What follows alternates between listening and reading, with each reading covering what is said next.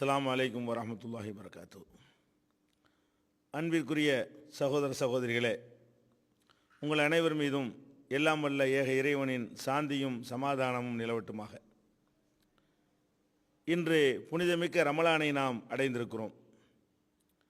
ரமலான் மாதத்திலே இறைவனால் நம் மீது கடமையாக்கப்பட்டிருக்கின்ற நோன்பு நோற்பதிலே நாம் அதிகப்படியான ஆர்வம் காட்டி வருகிறோம், அல்ஹம்துலில்லாஹ். ஆனாலும் நோன்பிலே ஆர்வம் காட்டுகிற நாம் நம்மில் பலர் நோன்பினுடைய பல சட்டங்களை அறியாதவர்களாகவே இருக்கிறார்கள்.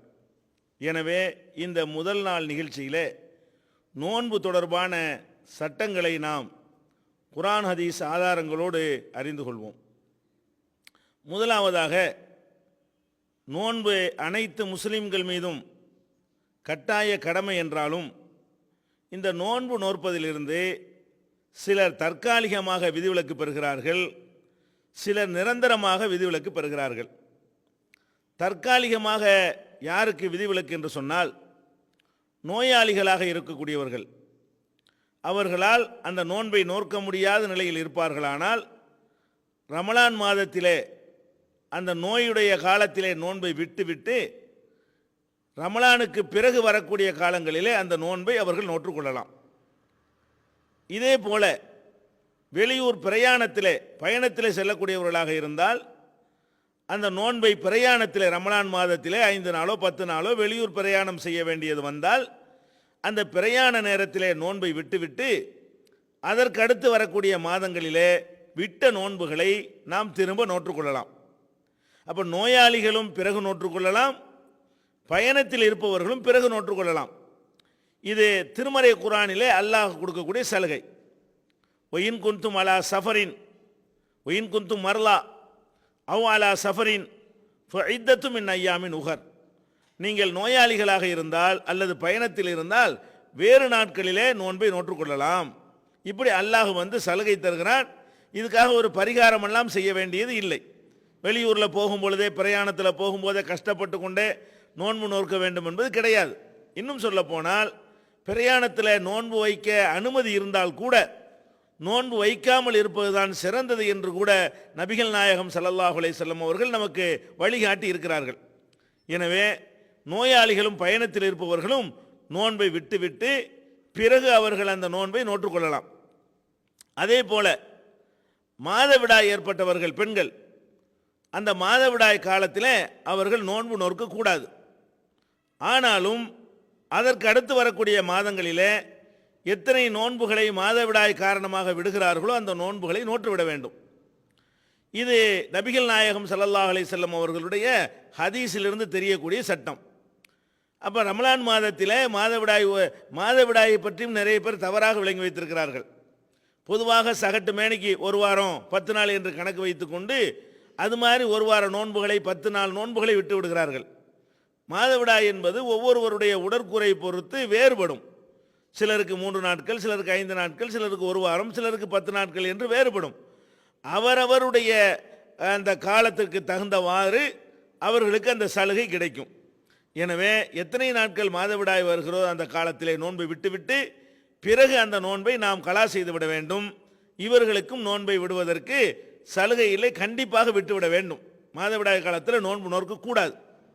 இதே மாதிரி கர்ப்பிணி பெண்களாக இருக்கக்கூடியவர்களும் குழந்தைகளுக்கு பாலூட்டக்கூடிய பெண்களும் அதனால் குழந்தையுடைய ஆரோக்கியத்திற்கோ உயிருக்கோ பாதிப்பு ஏற்படும் என்று இருந்தால் அவர்களும் நோன்பை விட்டுவிட்டு பிறகு நோற்றுக்கொள்ளலாம்.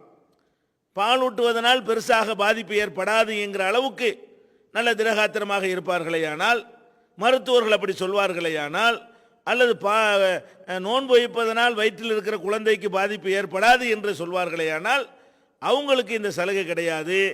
அதனால் ஒரு பாதகமோ ஒரு டயர்டோ ஒரு பிரச்சனை ஏற்படும் என்று இருந்தால் அவர்களும் பிறகு அந்த நோன்பை நோற்றுக்கொள்ளலாம்.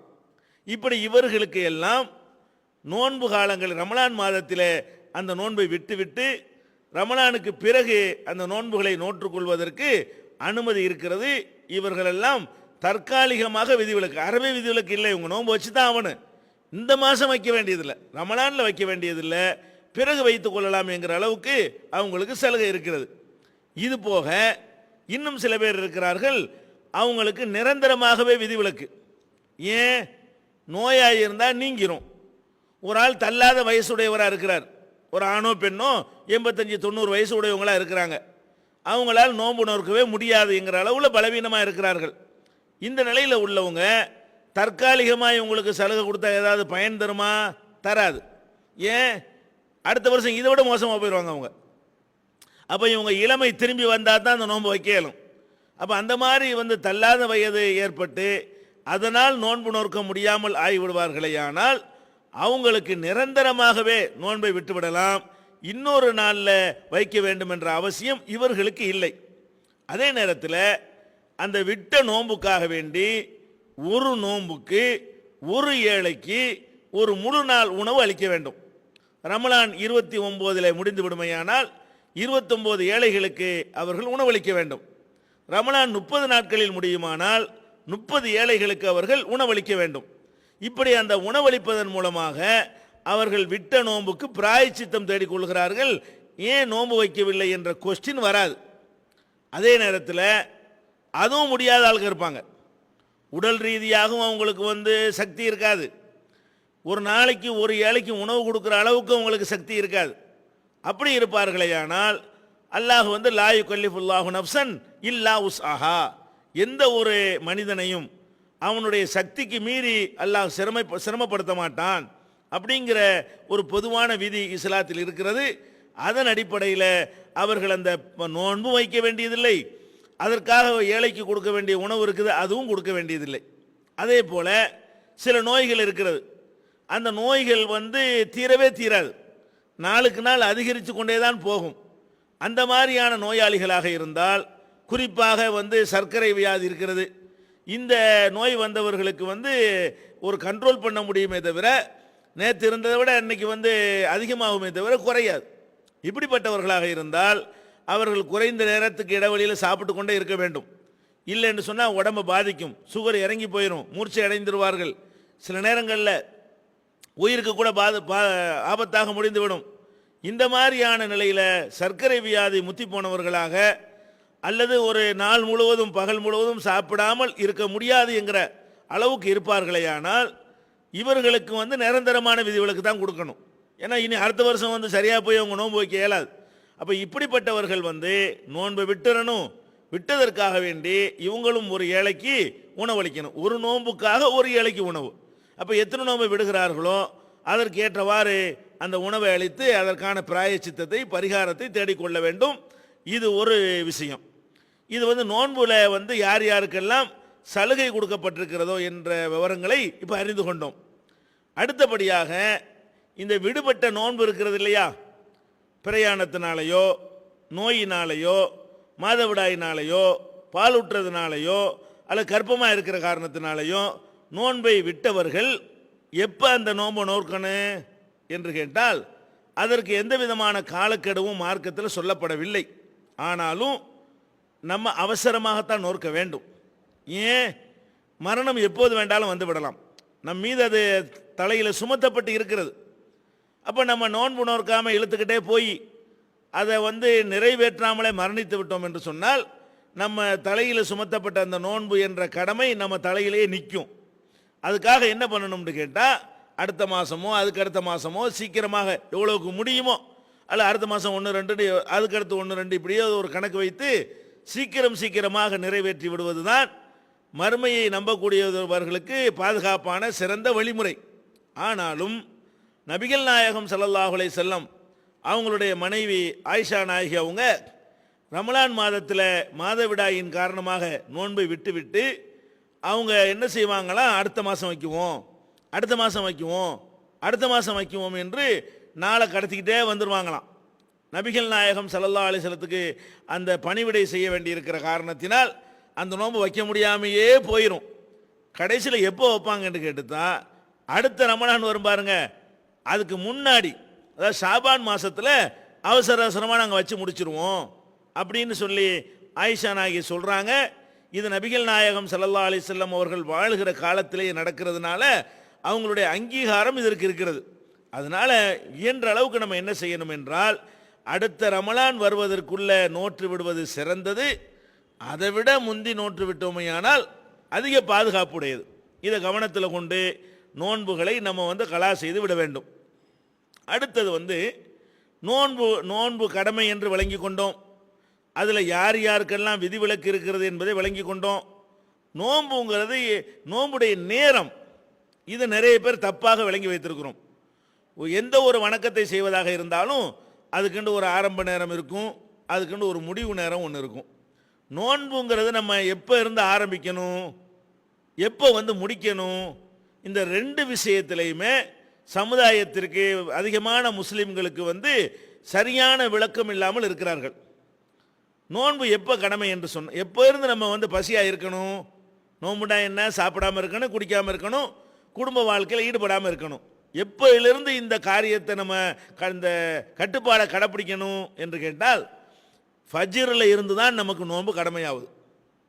ஃபஜ்ர் இருக்குது பார்த்தீங்களா, ஃபஜ்ருடைய வக்து வருதுல, சுபுகுடைய வக்து எப்போ வருகிறதோ அப்போ தான் சஹரு முடிகிறது. சஹரு முடிகிற அந்த செகண்டில் சுபுகு ஆரம்பமாயிரும்.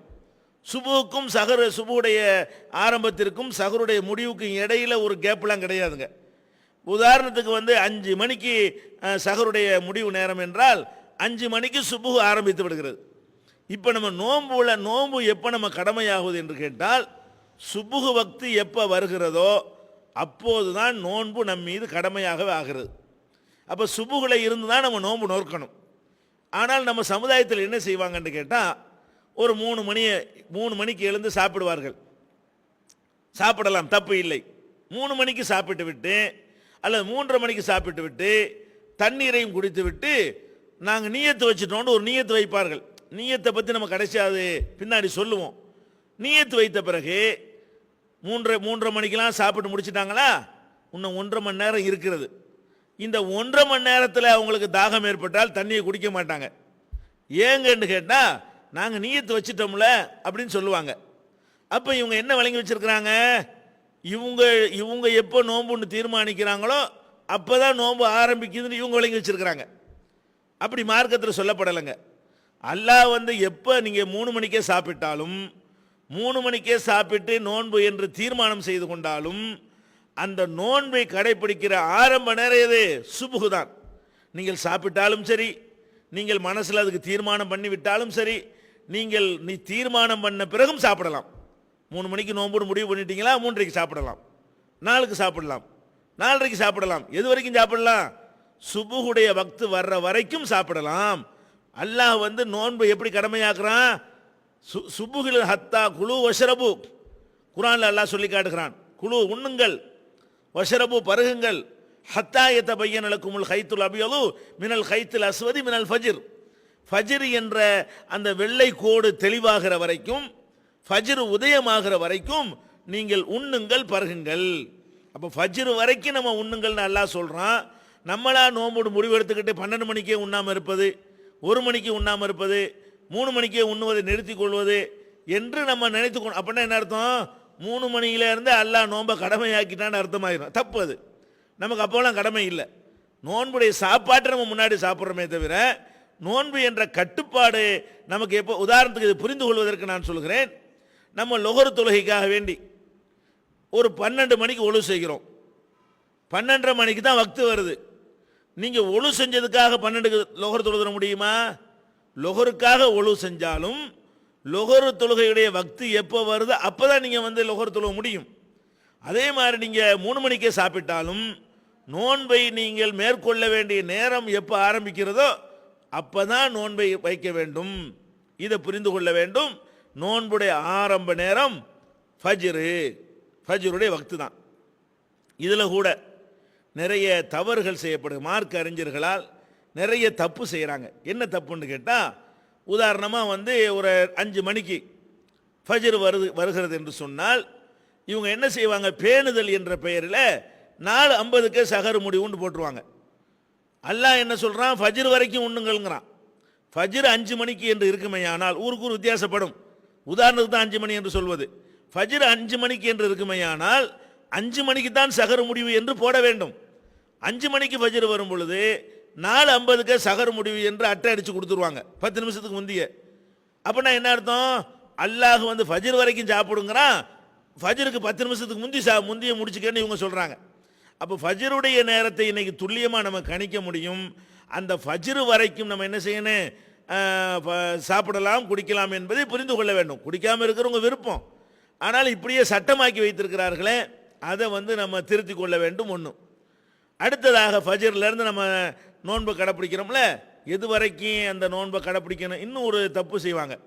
என்ன செய்வாங்கன்னு கேட்டால், சில பேர் உதாரணமாக ஒரு 5 மணிக்கு ஃபஜ்ர் வக்து ஆரம்பிக்குன்னு வைங்களேன், தூங்கிடுவாங்க, சஹருக்கு எந்திரிக்க மாட்டாங்க, 5:15க்கு எந்திரிப்பாங்க. பதறி என்ன செய்வாங்க? பார்த்தா 5 மணி டைம் பாஸ் ஆகிருக்கும். உடனே என்ன செய்வாங்க தெரியுமா? தண்ணியை குடிச்சிட்டு விடி சஹருன்னு பேர் இதுக்கு. 5:15 மணிக்கு எந்திரிச்சு தண்ணியை குடிச்சிட்டு இன்னையிலேருந்து நோன்பு அப்படிம்பாங்க. இது நோன்பு ஆகுமா? தண்ணியை குடித்தாங்கன்னா என்ன ஆயிரும்? அந்த நோன்பு சாப்பிடக்கூடாதுன்னு என்று அல்லாஹ் சொன்ன நேரத்தில் இவங்க சாப்பிட்றாங்க. அதுக்கு பதிலாக என்ன செய்யலாம்? ஒன்றும் சாப்பிடாமே நோன்பா இருந்துடலாம். இரவில் படுக்கும் பொழுது நான் எந்திரிச்சு சஹருக்கு எந்திரிச்சால் சஹர் சாப்பிட்றேன், சஹருக்கு எந்திரிக்கலைன்னு சொன்னால் நான் நோம்பாளியாகவே காலையில் ஆயிடுறேன் அப்படின்னு தீர்மானிச்சுட்டு படுத்து விட்டால், காலையில் எழுந்து நீங்கள் லேட்டாக எந்திரிச்சிங்க, ஒரு 7 மணிக்கு தான் எந்திரிக்கிறீங்க, அவசரமாக ஒன்றும் சாப்பிடலாம் வேண்டியதில்லை, அப்படியே கண்டினியூ பண்ணிக்கிறலாம். அதனால் வந்து இந்த விடி சஹர்னு இதுக்கு பேர். கிராமங்களில், சில முஸ்லீம் கிராமங்களில் வந்து விடி சஹர் என்ற பெயரில் வக்து வந்த பிறகு, சுபுக நேரம் வந்த பிறகெல்லாம் கூட சஹர் வைக்கிறார்கள். சின்ன அளவில் மினி சஹர் வைக்கிறாங்க. அது வந்து தப்பு. இது எதனால் வருதுன்னு கேட்டால், வக்து எதுன்னு விளங்கலை, நோன்புடைய ஆரம்ப நேரம் எது என்பதை விளங்காததுனால அந்த தப்பும் செய்கிறாங்க, இந்த தப்பும் செய்கிறாங்க. இது ஒன்றாச்சா? அடுத்தது வந்து சுபுகுல ஃபஜ்ரில் ஆரம்பிக்கிற நோன்பு எது வரைக்கும் வைக்கணும் என்று கேட்டால், சும்மா அத்திமுசியாம இலல் லைல். அல்லாஹ் குர்ஆனில் சொல்கிறான், இரவு வரைக்கும் நோன்பை பூர்த்தியாக்குங்கள். அப்போ நோன்பை நம்ம பூர்த்தியாக்குறது எது வரைக்கும் என்றால், இரவு வர்ற வரைக்கும் இருக்குது. இரவுண்டா எது? சூரியன் எப்போ மறையுது அதுக்கு பேர் தான் இரவு. இஸ்லாத்தில் இரவு என்பது எது? சூரியன் வந்து அடிவானத்திலே மறைந்து விடுமையானால் இரவு ஆரம்பமாகி விடுகிறது. அப்போ சூரியன் மறைகிறது மகரிப் என்று சொல்வோம். மகரிபுடைய வக்து எப்போ ஆரம்பிக்கிறதோ, சூரியன் எப்போது வந்து மறைகிறதோ அந்த வினாடி வரைக்கும் தான் நம்ம உண்ணாமல் பருகாமல் இருக்க வேண்டும் என்று சட்டம். ஆனால் அதுலேயும் ஒரு தவறு சமுதாயத்தில் செய்யப்படுகிறது. என்ன தவறு செய்கிறாங்கன்னு கேட்டால், அவங்க வந்து உதாரணமாக 6:30 மணிக்கு சூரியன் மறையுது என்று வைத்துக்கொள்வோம். இவங்க என்ன செய்கிறாங்க? நோன்பு காலத்தில் மட்டும், நோன்பு அட்டவணை போடும்போது மட்டும் 6:30 மணிக்கு சூரியன் மறையும் பொழுது 6:35க்கு நோன்பு திறக்குதுன்னு அட்டை போடுறாங்க, நோன்பு அட்டவணையில் போடுறாங்க. அப்போ நம்ம 6:30க்கே மறைகிறது நல்லா தெரியும் போது 6:30க்கே நோன்பு திறக்க நம்ம கடமைப்பட்டிருக்கும் பொழுது 5 நிமிஷத்தை அதிகப்படுத்துறதுக்கு பாருங்க, இது வந்து ஒரு அதிக பிரசங்கித்தனமாகத்தான் இறைவனால் கருதப்படும். நம்ம கரெக்டாக அந்த நோன்பு திறந்துடும் டைம் வந்த உடனே. நபிகள் நாயகம் ஸல்லல்லாஹு அலைஹி வஸல்லம் சொன்னாங்க, நோன்பு துறப்பதை விரைந்து செய்கின்ற வரை முஸ்லீம்கள் நன்மை செய்தவர்களாக இருப்பார்கள். அப்போ நன்மை செய்கிறவர்கள் யார் என்று கேட்டால், எப்படா சூரியன் மறைன்னு காத்துக்கிட்டு இருக்கணும். இந்த மாதிரி 2 நிமிஷம் இருக்கணும், 1 நிமிஷம் இருக்கு அப்படின்னு சொல்லி நோன்பு துறப்பதற்காக வேண்டி அவசரப்படணுமே தவிர, என்ன ஒன்று 1/2 மணி நேரம் ஆகட்டும் மெதுவாக பார்த்துக்குருவோம் அப்படின்னு இருந்தார்களே. ஆனால் இவங்க அல்லாவுக்காக நோன்பு வைக்கல, அல்லாஹ் சொன்ன டயத்தையும் தாண்டி இவங்க நோன்பு வச்சார்களே. ஆனால் இதில் வந்து ஒரு திமிரும் அலட்சியமும் இருக்கிறத தவிர ஒரு பணிவும் அடக்கமும் இதில் இல்லை. அதனால நோன்பு துறக்குதல் என்பதை நல்லா கவனிக்க வேண்டும். பல ஊர்களில் சூரியன் மறைஞ்சது நல்லா தெரிஞ்சியும் வேணுமுண்டே பேணுதல் என்ற பெயரில் 5 நிமிஷம் 10 நிமிஷம் லேட்டாக என்ன செய்கிறாங்க? மகரிபுக்கு நோன்பு காலத்தில் வாங்க சொல்லுகிறார்கள், அதன் அடிப்படையில் நோன்பு திறக்கிறார்கள். நீங்கள் துல்லியமாக கணக்கிட்டு நம்ம ஊரில் எத்தனை மணிக்கு சூரியன் மறையும் என்பதை ஒவ்வொரு ஊருக்கும் எடுக்க முடியும். அப்படி எடுத்து அந்த நேரத்தில் நம்ம என்ன செய்யணும்? நோன்பை வந்து திறந்து விட வேண்டும். இது ஒரு முக்கியமான விஷயம். அடுத்து என்னன்னு கேட்டால், இந்த சஹர் செய்கிறோம் இல்லையா, அது கூட லேட்டாக சஹர் செய்வதைத்தான் ரசூல் ஸல்லல்லாஹு அலைஹி வஸல்லம் வந்து விரும்புகிறாங்க. ஒரு 12 மணிக்கே சஹர் செஞ்சு படுத்தால் நம்ம வந்து அதிகமான நேரம் வந்து பசியோடு இருக்க வேண்டிய நிலைமை ஏற்படுகிறது. 1 மணிக்கு சஹர் செய்து விட்டு படுத்தாலும் அது மாதிரி ஏற்படுகிறது. 5 மணிக்கு சஹர் முடியுதா, ஒரு 4:30 மணியை போல இருந்து சாப்பிட்டோம்னு சொன்னால் நோன்பு துறக்கிற வரைக்கும் அந்த உணவு நம்முடைய உடலுடைய அந்த இது சக்தியை வந்து பாதுகாக்கக்கூடியதாக இருக்கும். நபிகள் நாயகம் ஸல்லல்லாஹு அலைஹி வஸல்லம் என்ன செய்வாங்கன்னு கேட்டால், சஹருக்கு எழுப்பி விடுவதற்காக வேண்டிய ஒரு ஏற்பாடு அவங்க செஞ்சுருந்தாங்க. இந்த ரமலான் மாதத்தில் சஹர் நேரத்தில் எழுப்புறதுக்கு ஏற்பாடு. என்ன ஏற்பாடு? இந்த காலத்தில் உள்ள மாதிரி மைக்குகளோ அறிவிப்பு செய்யக்கூடிய வசதிகளோ அந்த காலத்தில் கிடையாது. அவங்க என்ன பண்ணுவாங்கன்னு கேட்டால், 2 ரமலான் மாதத்தில் 2 பேரை பாங்கு சொல்வதற்கு நியமிப்பார்கள். ஒருவர் வந்து என்ன செய்வார்னு கேட்டால், சுபுகு வக்து வந்துவிட்டது என்பதை காட்டுவதற்காக சுபுகு பாங்கு சொல்வார். இன்னொரு மாதிரி என்ன சொல்வார் என்று கேட்டால், சுபுகுக்கு கொஞ்ச நேரத்துக்கு முன்னாடி ஒரு பாங்கு சொல்வார். இந்த பாங்கு எதுக்குன்னு கேட்டால், சுபுகு தொழுகைக்காக வேண்டி இல்லை, சீக்கிரம் சகர் செஞ்சு முடிங்க, சுபுகு வக்து வரப்போகிறது, வேக வேகமாக உங்கள் சகரை சாப்பிடுங்க அப்படின்னு சொல்லி சகருக்கு எழுப்பி விடுவதற்காக வேண்டி நபிகள் நாயகம் ஸல்லல்லாஹு அலைஹி வஸல்லம் அவர்கள் 2 பாங்கை ஒரு ஏற்பாடு பண்ணினார்கள். அதை கூட என்ன பண்ணுறாங்கன்னு கேட்டால், அந்த குரலை கேட்ட உடனேயே மக்கள் விளங்கிக்கிறணும். என்ன விளங்கணும்? இது சுபுகுடைய பாங்கு அல்ல இது சஹருடைய பாங்கு என்று விளங்க வேண்டும் என்பதற்காக வேண்டி அவங்க என்ன செய்வாங்கன்னு கேட்டால், பிலால் அவர்களை ஃபஸ்ட்டு பாங்கு சொல்ல சொல்வார்கள். பிலால் அப்படி ரசூலுல்லாஹ் சொல்கிறாங்க, அதாவது பிலால் பாங்கு சொல்வாரையானால் உங்களுடைய சஹரை நீங்கள் நிப்பாட்ட வேண்டாம், நல்லா சாப்பிடுங்க. இப்னு உம்மு மக்தூம் ஒரு பாங்கு சொல்வார், அவர் பாங்கு சொன்ன உடனே நீங்கள் வந்து சாப்பாடை நிறுத்திடுங்க. ஏன்? அவர் தான் சுபுகு வக்து வந்து பாங்கு சொல்வார், இவர் வந்து வக்து வர முந்தி பாங்கு சொல்வார். அப்போ பிலால் மக்களுக்கு அந்த குரல் பழகி போயிடும். பிலால் சத்தம் கேட்டால் என்ன செய்வாங்க? சஹருக்கு எழுப்பி விடுறாங்கன்னு விளங்கிடுவாங்க. அப்துல்லாஹி இப்னு உம்மு மக்தூமுடைய சத்தம் கேட்டால் வக்து வந்து விட்டது, சஹரை நிப்பாட்ட சொல்கிறாங்க, சுபுகு தொழுகைக்கு வர சொல்கிறாங்க அப்படின்னு விளங்கி கொள்வார்கள். இந்த மாதிரி ஒரு ஏற்பாட்டை நபிகள் நாயகம் ஸல்லல்லாஹு அலைஹி வஸல்லம் செஞ்சுருந்தாங்க. இந்த 2க்கும் இடையில் எவ்வளோ இடைவெளி இருக்குங்கிறீங்க? உதாரணமாக 5 மணிக்கு சுபுகு வருதுன்னா 3 மணிக்கா பாங்கு சொல்லுவாங்க? இல்லை, 50 வசனங்கள் ஓதுகிற அளவுக்கு தான் டைம் இருக்குமா. ஒரு 10 நிமிஷமோ 15 நிமிஷமோ அந்த அளவுக்கு தான் நேரம் இருக்கும். 50 வசனங்கள் 5 மணிக்கு முடியுதுன்னா ஒரு 4:45 ஒரு பாங்கு, ஒரு 5 மணிக்கு ஒரு பாங்கு. அந்த எதுக்கு இதை சொல்கிறோம்னு கேட்டால், அவ்வளவு கடைசியாக சஹர் செய்வது வந்து நல்லது. நமக்கு வந்து நோன்பு வந்து கஷ்டம் இல்லாமல் இருக்கும், ஏண்டா நோன்பு வச்சோன்னு வந்துடக்கூடாது என்பதற்காக வேண்டி அப்படி ஒரு ஏற்பாட்டை நபிகள் நாயகம் ஸல்லல்லாஹு அலைஹி வஸல்லம் காலத்தில் அதை செஞ்சாங்க. நம்ம அதை விளங்கி நம்மளும் அந்த முடிஞ்ச அளவுக்கு லாஸ்ட் டைமில் சஹர் செய்ய பழக வேண்டும். ஊர் ஜமாத்தார்களும் நபிகள் நாயகம் ஸல்லல்லாஹு அலைஹி வஸல்லம் அந்த நடைமுறைப்படுத்திய இந்த முறையை கையாண்டு இந்த மாதிரி 2 பாங்குகளுக்கு ஏற்பாடு செய்து, பாங்கு இன்னார் சொல்வார் என்பதையும் 2வது பாங்கு இன்னார்னு ஆளை மாற்றி விட்டு அதன் அடிப்படையில் மக்களுக்கு வந்து அந்த சஹருக்கு எழுப்பி விடுற வேலையை செய்தார்களே. ஆனால் அந்த ஒரு சுன்னத்தை நிறைவேற்றிய நன்மை கிடைக்கும். இது புகாரி முஸ்லிம் உள்பட ஏராளமான நூல்களில் ஆதாரபூர்வமாக பதிவு செய்யப்பட்டிருக்கிற ஒரு சுன்னத். இது ஒரு விஷயம். அடுத்தது என்னவென்றால், இந்த நோன்புக்காக நம்ம சஹர் செய்கிறோம் இல்லையா, சஹர் செய்யும் பொழுது சில பேர், அதாவது ஞானிகள்ங்கிற பேரில் சூஃபிகள்ங்கிற பேரில் ரொம்ப பேணுதலானவர்களைங்கிற பேரில் என்ன சொல்லுவாங்கன்னு கேட்டால், ரொம்ப திங்காதே, நோன்பு என்பதே சாப்பாட்டை குறைக்கிறதுக்கு தான் தந்திருக்குது, நீ அதிகமாக சாப்பிடாதே என்றெல்லாம் சொல்லுவார்கள். இதெல்லாம் தப்பான, இப்படியெல்லாம் குர்ஆன்லேயோ நபிகள் நாயகம் ஸல்லல்லாஹு அலைஹி வஸல்லமுடைய சுன்னத்திலேயோ இது மாதிரி காண முடியவில்லை. அவங்க காலத்தில் வறுமையில் இருந்ததுனால ஒரு பேரிச்சம்பழம் 2 பேரிச்சம்பழத்தோடு நின்றுக்கிறார்கள், அது வேறு விஷயம். நமக்கு அப்படி வழிகாட்டி இருக்கிறாங்களா? அப்படி ஆர்டர் பண்ணியிருக்கிறாங்களா? அது சிறந்தது என்று சொல்லியிருக்கிறாங்களான்னா கிடையாது. நம்ம தேவைக்கு சாப்பிட்றோம். எவ்வளவு சாப்பிட்டா மகரிப் வரைக்கும் தாக்கு பிடிக்கும் என்று நம்ம நினைக்கிறோமோ அவ்வளவு சாப்பிடலாம், நல்லா சாப்பிடலாம். அது நம்முடைய விருப்பத்தை பொறுத்தது தவிர சாப்பாட்டுடைய அளவு வந்து சஹருக்கு வந்து கம்மியாக இருக்கணும் என்கிற மாதிரி எல்லாம் ஒரு ரூலோ சட்டமோ மார்க்கத்தில் கிடையாது. அடுத்தது என்னன்னு கேட்டால், நம்ம சமுதாயத்தில் நோன்புக்காக வேண்டி ஒரு நீயத், இந்த நீயத்து வந்து எந்த அளவுக்கு அதை வந்து முக்கியத்துவப்படுத்தி வைத்திருக்கிறார்கள் என்று சொன்னால், பள்ளி வாசலில் இரவு தொழுகை முடிந்த பிறகு அந்த இமாம் வித்திரெல்லாம் முடிந்த பிறகு அந்த இமாம் என்ன சொல்வார்னா, நீயத்துன்னு சொல்லி கொடுப்பார் மக்களுக்கு. எப்படி சொல்லி கொடுப்பாரு?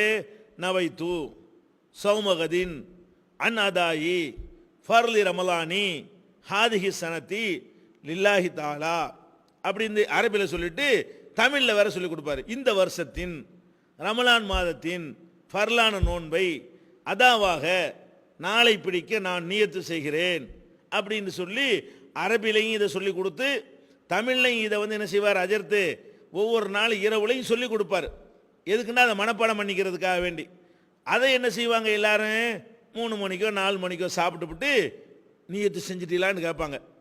இல்லைன்னொன்னே என்ன செய்வாங்க சொல்லு நான் சின்ன பிள்ளைகள்லாம் சொல்லி கொடுப்பாங்க நபை தூ சௌமகதீன் அன்னதாயின்னு என்ன செய்வாங்க இதை குழந்தைகளுக்கெல்லாம் சொல்லி கொடுப்பதை பார்க்கிறோம்.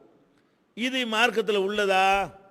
நபிகள் நாயகம் ஸல்லல்லாஹு அலைஹி வஸல்லமுடைய எந்த ஒரு ஹதீஸ்லாவது நபை தூ சௌமகதீன் நம்ம படிக்கிறோமே இந்த வாசகம் இடம் பெற்றிருக்குதா? இல்லை. சஹாபாக்கள் இப்படி சொல்லியிருக்கிறாங்களா? இல்லை. இந்த நபைத்து சௌமகதீன் என்பது வந்து பிற்காலத்தில் நம்மளா உண்டாக்கி கொண்ட ஒரு விஷயம்ங்க. இதில் பல விஷயங்களை நீங்கள் புரிந்து கொள்ள வேண்டும். முதலாவது விஷயம் என்னன்னு கேட்டால் நீயத், நோன்புக்கு நீயத்து வேண்டும். நோன்புக்கு மாத்திரமில்லை. திருக்குரான் தமிழாக்கம் தயாராகிவிட்டது. 8வது பதிப்பு.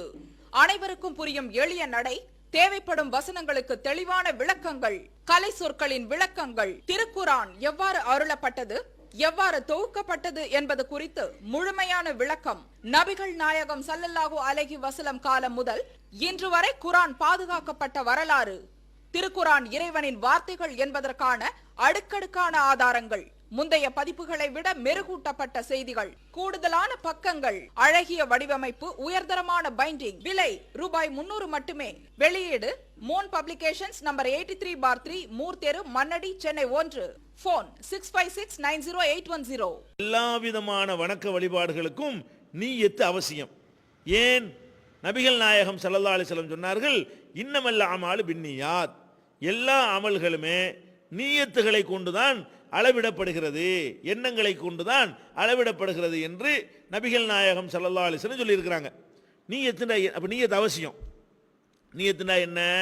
ஒருத்தன் தொழுகிறான்னு வைங்களேன், நான் வந்து எக்ஸசைஸ் பண்ணுகிறேன் அப்படின்னு சொல்லி ஒருத்தன் தொழுதானேயானால் அதுக்கு பேர் தொழுகை கிடையாது. எதுக்கு அவன் தொழுவனு? இதை நான் அல்லாஹ்வுக்காக தொழுகிறேன்னு நினச்சி தொழுதாதான் அதுக்கு பேர் தொழுகை. அப்போ ஒருத்தன் தொழக்கூடிய ஒருத்தனுக்கு தொழுகிறோங்கிற எண்ணம் இருக்க வேண்டும். அது மாதிரி நோன்பு வைக்கிறவருக்கு என்ன இருக்க வேண்டும்? நோன்பு வைக்கிறேங்கிற நீயத்து இருக்க வேண்டும். நீயத்துனா எண்ணம், மனசில் நினைக்கிறதுக்கு பேர் தான் நீயத். நீயத்துங்கிற வார்த்தைக்கு அர்த்தம் என்னன்னு கேட்டால் மனசால் நினைக்குதல் அதுக்கு அர்த்தம், வாயால் சொல்லுதல் என்று அதுக்கு அர்த்தமே கிடையாது. அப்போ நம்ம என்ன செய்யணும்? இரவில் நம்ம கேட்குறோம், 3 மணிக்கு நீங்கள் எந்திரிக்கிறீங்க.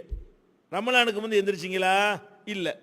போன மாதம் எந்திரிக்கலை, அதுக்கு முந்தின மாதம் எந்திரிக்கலை. இப்போ தான் ஒரு 3 மணிக்கோ 4 மணிக்கோ சாப்பிட்றதுக்கு நீங்கள் எந்திரிக்கிறீங்க. எதுக்கு சாப்பிட்றீங்க? நல்லா தெரியும் நம்ம நோன்பு வைக்கிறதுக்கு தான் எந்திரிக்கிறோம். இது நம்ம எந்திரிக்கிறது ரமலான் மாதம்னு தெரியும், இது கடமையான நோன்பு என்று தெரியும், அதை நோற்பதற்கு தான் எந்திரிக்கிறோம்னு தெரியும், அதுக்காகத்தான் சாப்பிட்றோம்னு தெரியும். இது எல்லாம் மனசில் இருக்குதுல்ல, அதான் நீயத்து. நீயத்துனா மனசில் இருக்குதுல்லங்க, அதை எந்திரிக்கும் போது அதுக்கு தானே எந்திரிக்கிறீங்க. அப்போ மனசில் அந்த எண்ணம் இருக்குமேயானால் அதுவே நீயத்தாக ஆகிவிடுகிறது. அதை போய் வாயினால் ஒருக்கா சொல்றது என்பதுங்கிறது நம்ம பின்னாடி உள்ளவர்கள் உருவாக்கி நம்ம மேலே திணிச்சு விட்ட தப்பான சட்டம் என்பதை நீங்கள் புரிந்து கொள்ள வேண்டும். ஒன்று. ரெண்டாவது, நீங்கள் பார்க்கலாம், நாளை பிடிக்க நீயத்து செய்கிறேங்கிறார். இஸ்லாமிய நம்பிக்கை பிரகாரம் மகரிபில் ஒரு நாள் ஆரம்பமாகிறது, அடுத்த மகரிபு வரைக்கும் அதே நாள் தான் இருக்கிறது. இன்றைக்கு நீங்கள் சஹரில் சாப்பிட்டீங்களேயானால் விடியதில் காலை பொழுது அது இந்த நாளுக்கு உரிய காலை தான் அது. அப்போ நம்ம அர்த்தமே தப்பாக இருக்குது பார்த்தீங்களா? சௌமகதீன், நாளை நோம்பு பிடிக்க நியத்து பண்ணுறாராம். இப்போ தின்று போட்டு இன்றைக்கெல்லாம் நோம்பு பிடிக்கணும், இன்றைக்கி சாப்பிட்டு நாளைக்கு நோம்பு பிடிக்க முடியுமா? அந்த அர்த்தமும் தப்பாக இருக்கிறது. இந்த வார்த்தையை நபிகள் நாயகம் ஸல்லல்லாஹு அலைஹி வஸல்லம் அவங்க வந்து நமக்கு சொல்லித்தரவும் இல்லை, நீயத்துங்கிற சொல்லுக்கு இந்த அர்த்தம் இல்லை. அதனால் இந்த நீயத்துங்கிற பேரில் செய்கிற அந்த நவைத்து சௌமகதீன் என்பதை கண்டிப்பாக ரசூல் ஸல்லல்லாஹு அலைஹி வஸல்லம் காட்டாத இந்த ஒரு செயலை நம்ம வந்து தவிர்த்து கொள்ள வேண்டும். இது ஒரு மேட்டரை விளங்கிக்கிறணும். அடுத்தது என்னன்னு கேட்டால், இன்னும் நோன்பு திறக்கிறோம். நோன்பு திறந்த உடனே நோன்பு திறக்கிற நேரம் இருக்குது பாருங்க, அது ஒரு தொழுகையுடைய நேரமாக அமைந்திருக்கிறது. நம்ம நோன்பு திறக்கிறோம், நோன்பு திறக்கிற நேரத்தில் மகரிபு தொழுகை வந்து விடுகிறது. இப்போ நமக்கு வந்து சரியான பசி, மகரிபுக்கு பாங்கு சொல்லிவிட்டார்கள், இக்காமத்தும் சொல்லிவிட்டார்கள். இப்போ நமக்கு பசிக்கிறது. அப்போ நம்ம மனசு கேட்குறது, கொஞ்சம் நல்லா சாப்பிடுப்பா, பசியோடு இருக்கிறீங்கள அப்படின்னு வயிறு கேட்குது. நம்ம என்ன செய்கிறோம்? தண்ணியை மட்டும் குடிச்சிட்டு மகரிபில் போய் நிற்கிறோம். ஆனால் மார்க்கத்தில் இது நல்லது கிடையாது. யார் போய் நிற்கலாம்?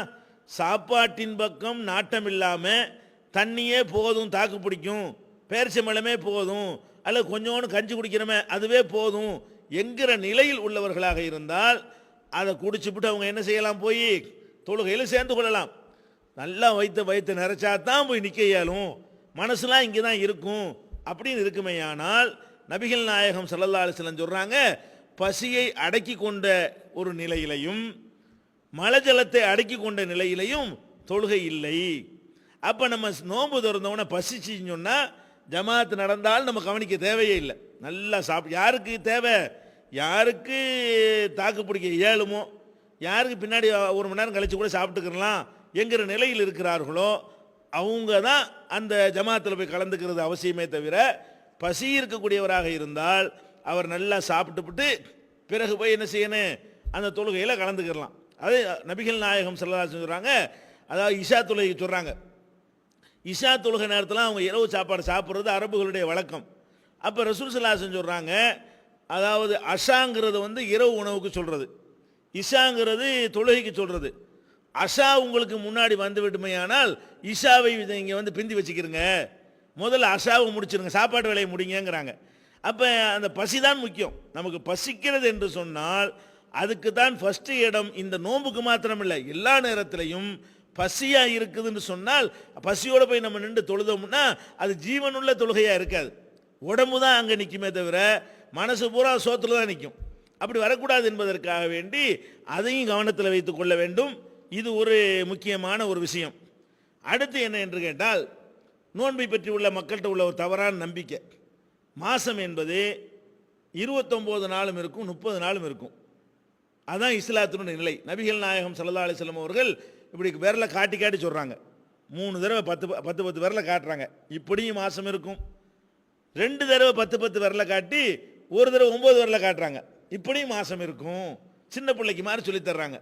அப்போ நம்ம பிறையை கணக்கு பார்க்குறோம். ஃபஸ்ட்டு பிறைண்டு அடுத்த பிறை வந்துருச்சு, 29 நாளில் இதெல்லாம் நடந்து முடிஞ்சிருச்சுன்னு சொன்னால் அந்த மாதத்துடைய எண்ணிக்கையே 29ன்னு முடிவெடுத்துக்கொள்ளணும். ஆனால் சில பேர் என்ன செய்வாங்கன்னு கேட்டால், எந்த மாதமாவது 29 நோன்பு வந்தால் ஒரு நோம்பு கலா வைப்பாங்க பின்னாடி. அது எப்படி கலா வைப்பீங்க? ஒரு மாதம் தானே வைக்கணும். மாதங்கிறது 29ம் ஒரு மாதமாக இருக்கலாம், 30ம் ஒரு மாதமாக இருக்கலாம். 30 வந்தாலும் ஒரு மாத நன்மை நமக்கு கிடைத்துவிடும், 29 வந்தாலும் ஒரு மாத நன்மை கிடைத்துவிடும். ஒரு மாத நோன்பு என்பதில் எந்த ஒரு குறைவும் ஏற்படாது. இது ஒரு தவறான நம்பிக்கை இருக்கிறது. இதுகளையும் நம்ம என்ன செய்யணும்? விளங்கி கொள்ள வேண்டும். அடுத்தது வந்து நோன்பை முறிக்கக்கூடிய காரியங்கள். என்னென்ன செஞ்சால் நோன்பு முறியும்? 3 காரியத்தினால தான் நோன்பு முறியுங்க. அதாவது சுபுகளை இருந்து சூரியன் மறைகிற மகரிபு வரைக்கும் நம்ம வந்து உண்ணக்கூடாது, சாப்பிடக்கூடாது. சோறு தான் இல்லை, மிட்டாயோ சின்ன சின்ன பொருள்களோ கடலை மிட்டாய் எதுவுமே சாப்பிடக்கூடாது. அதே மாதிரி வந்து பருகக்கூடாது, அருந்தக்கூடாது. அதே மாதிரி பகல் நேரங்களில் குடும்ப வாழ்க்கையில் ஈடுபடக்கூடாது. இந்த 3 காரியங்களையும் நம்ம வந்து மகரிபில் இருந்து சுபுகளை இருந்து மகரிபு வரைக்கும் தவிர்த்து கொள்ள வேண்டும். இந்த 3ல் எதை செஞ்சாலும் நோன்பு முறிந்து விடும். இந்த 3 காரியத்தில் எதை செஞ்சாலும் சரி நோன்பு முறிஞ்சு போய்விடும். இது போக இன்னும் சில காரியங்கள் வந்து நோன்புடைய தரத்தை குறைத்து விடும். நோன்பு முறிக்காது, ஆனாலும் அதனுடைய குவாலிட்டி, அதனுடைய தரம் வந்து குறைஞ்சு போய்விடும். அது என்ன? நபிகள் நாயகம் ஸல்லல்லாஹு அலைஹி வஸல்லம் சொல்கிறாங்க, மல்லம் யதா கௌல ஜூரி வல் அமல பிஹி ஃபலைஸல் இல்லாஹி ஹாஜத்துன் ஃபி அன் யதா தாமஹு வ ஷராபஹு. யார் ஒருத்தர் வந்து தீய பேச்சுக்கள், பொய் சொல்வதையும் தீய செயல்களையும் விட்டு விடவில்லையோ அவர் பசித்திருப்பதிலும் தாகத்திருப்பதிலும் அல்லாஹ்வுக்கு ஒரு தேவையும் இல்லை. இது வந்து யூஸ்லெஸ்ஸான நோன்பு, பயனற்ற நோன்பு அப்படின்னு சொல்லி நபிகள் நாயகம் ஸல்லல்லாஹு அலைஹி வஸல்லம் சொல்கிறாங்க. அதில் நோன்பு உள்ள காலத்தில் வந்து மற்ற நேரத்தில் புறம்பேசி திரிஞ்சாலும், கோல் சொல்லி திரிஞ்சாலும், புழுகி திரிந்தாலும் ரமலான் மாதத்திலாவது அதுக்கு ஒரு கண்ட்ரோல் பண்ணணும். இந்த நோன்பு அதையெல்லாம் கண்ட்ரோல் பண்ணுவதற்கு தான் அல்ல கடமையாக்கியிருக்கிறான். அந்த வேலையை நம்ம செய்யணும், கவனமாக இருக்க வேண்டும். இன்னொரு இடத்துல நபிகள் நாயகம் ஸல்லல்லாஹு அலைஹி வஸல்லம் சொல்கிறாங்க, உங்கள்கிட்ட ஒருத்தன் சண்டைக்கு வந்தால் திட்டினா என்ன இருக்குது? நமக்கு அனுமதி இருக்குது. நம்மளை ஒருத்தன் திட்டுனான்னு சொன்னால் திருப்பி அதே மாதிரி திட்டுவதற்கு அனுமதி இருக்கிறது. அது வந்து எல்லை மீறி அவன் திட்டினானேயானால் நம்மளும் எல்லை மீறி திட்டுறதுக்கு மார்க்கத்தில் அனுமதி இருக்கிறது. அல்லாவே குர்ஆன்ல இது அனுமதிக்கிறான். எப்படி? லா யுஹிப்புல்லாஹுல் ஜஹ்ர பிஸூயி இல்லா மன் ஸுலிம. தீய வார்த்தைகளை பகிரங்கமாக பேசுவதை அல்லாஹ் விரும்ப மாட்டான். இல்லா மன் ஸுலிம, அநீதி இழைக்கப்பட்டவனை தவிர அப்படிங்கிறான். என்னை வந்து ஒருத்தன் அசிங்கமான வார்த்தையில கரடு முரடா திட்டான்னு சொன்னா திருப்பி அதே மாதிரி நான் திட்டினால் அல்லாஹ் என் மேல கோபப்பட மாட்டான்னு சொல்லி குர்ஆன்லே அல்லாஹ் நமக்கு சொல்லித் தருகிறான். ஆனாலும் நோன்பு நேரத்தில் இந்த உரிமையை நம்ம பயன்படுத்தாமல் இருக்க வேண்டும். நபிகள் நாயகம் சொல்கிறார்கள், உங்களிடத்தில் எவனாவது சண்டைக்கு வந்தால் திட்டினால் நீங்க என்ன பதில் சொல்லணும்? ஃபல்யகுல் இன்னி சாயிமுன், இந்தாப்பா நான் நோன்பு, இவ்வளவுதான் பதில். நம்மளை திட்டுறானா, சண்டைக்கு வர்றானா, இந்தா நான் நோன்பு வச்சிருக்கிறேன், அதுல எல்லாம் அடங்கிடும். இப்படித்தான் நீங்கள் பதில் சொல்ல வேண்டும் என்கிற அளவுக்கு நோன்பிலே கூடுதலான அதிகப்படியான கவனத்தை நம்ம செலுத்த வேண்டும். இது வந்து நோன்பில தெரிந்து கொள்ள வேண்டிய அடுத்த ஒரு விஷயம். அடுத்து நோன்பு வைத்திருக்கிற நேரத்தில் உண்ணக்கூடாது பருகக்கூடாது என்பதை அறிந்து வைத்திருக்கிறோம். ஆனாலும் நோன்புடைய துவக்க நாட்களில் நம்ம ஒரு கவனக்குறைவு நமக்கு ஏற்படுவது உண்டு. எப்படி? முத நாள் நோன்பு வச்சிருப்போம். நோன்பு ஒரு பழக்கத்துக்கு வராத காரணத்தினால நேற்று பகலில் சாப்பிட்ட மாதிரி இன்னைக்கு பகலில் சாப்பிடணுங்கிற மாதிரி தோணும், இன்னைக்கு குடிக்கணுங்கிற மாதிரி தோணும். நோன்புங்கிற யாவுமே இருக்காது. யாருமே இல்லை, யாவப்படுத்துறதுக்கு ஆள் இல்லைன்னு வைங்க, நம்ம பாட்டுக்கு நோன்பு வச்சுக்கிட்டு பகல் நேரத்தில் சோத்தை போட்டு திண்டு போடுவோம், ஒரு வாழைப்பழம் தான் உரிச்சு சாப்பிட்டு போடுவோம். அப்போ நோன்பு வைத்து கொண்டு மறதியாக சாப்பிடுதல், மறதியாக குடித்தல் என்பது சில பேருக்கு சில நேரங்களில் ஏற்பட்டு விடுவது உண்டு. இதுக்கு என்ன செய்யறது? நோன்பை வச்சுக்கிட்டு நோம்புன்னு யாவும் இல்லாமல் ஒரு வாழைப்பழத்தையோ ஒரு ஆப்பிளையோ சோத்தையோ இட்லியோ எண்ணத்தையோ எடுத்து நம்ம சாப்பிட்டு விட்டோம், அல்லது ஒரு தண்ணியை ஒரு டம்ளரை குடிச்சு விட்டோம். குடிச்சு முடிச்ச உடனே யாவும் வருது, ஆமாம் நம்ம நோம்புல வச்சிருக்கிறோம் அப்படின்னு நம்ம நினைச்சோண்டு வைங்க. இப்போ நினைச்சோம்னு சொன்னால் அதுக்காண்டி வாந்தி எடுக்கலாம் தேவையில்லை. நோம்பு முறிந்து விட்டது என்று நினைத்து மறுபடியும் அதை கண்ணமாடி சாப்பிட்டு இருக்க அவசியம் கிடையாது. நினைவு வந்த உடனே நிறுத்துங்கள். ஏற்கனவே சாப்பிட்டதுனால உங்கள் நோம்பு முறியாது. அல்லாஹ் அவனுக்கு உணவளித்தான்ங்கிறாங்க ரசூல் ஸல்லல்லாஹு அலைஹி வஸல்லம். நபி ஸல்லல்லாஹு அலைஹி வஸல்லம் சொல்கிறாங்க, நீங்கள் மறதியாக வயிறு ஃபுல்லாக சாப்பிட்டு விட்டீங்க, சாப்பிட்டு முடித்தவொடனே யாவும் வருது நம்ம நோம்பு, இப்போ என்ன பண்ணணும்? நோம்பாவே இருந்துருங்க, அவ்வளவுதான். பகல்லையும் சாப்பிட்டு விட்டு நோம்பாலையாக இருக்கிறோம். அது போனஸ். அல்லாஹ் வந்து மறதியை கொடுத்து நமக்கு போனஸாக உணவையும் தந்துட்டு நோம்பையும் தந்து விட்டான். அது அல்லாஹ்வா கொடுக்குற கிஃப்ட் என்று சொல்லி நம்ம எடுத்துக்கொள்ளணுமே தவிர மறதியாக சாப்பிட்டால் மறதியாக குடித்தால் நோன்பு முறியாது. ஞாபகம் வந்த பிறகு நிறுத்திக்கணும், நோன்பு முழுசாக நிறைவேறும். இதை ஒன்று தெரிஞ்சுக்கணும். அடுத்து என்னன்னு கேட்டால், நோன்பை வந்து வேணும்னு ஒருத்தர் முறிக்கிறார், இது மறதிக்கு உள்ளது. வேணும்னு முறிச்சா என்ன? வேணும்னு முறிக்கிற ஒரு திமிரு தானே.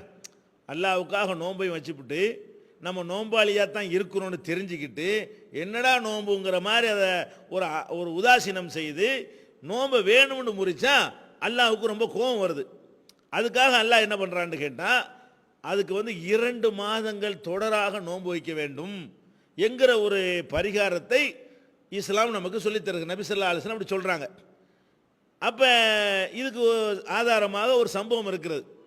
ஒரு சஹாபி நபித்தோழர் நபிகள் நாயகம் ஸல்லல்லாஹு அலைஹி வஸல்லம் அவங்கள்ட்ட வர்றார். வந்து அல்லாஹ்வுடைய தூதரே நான் நாசமாயிட்டேன் அப்படிங்கிறாரு.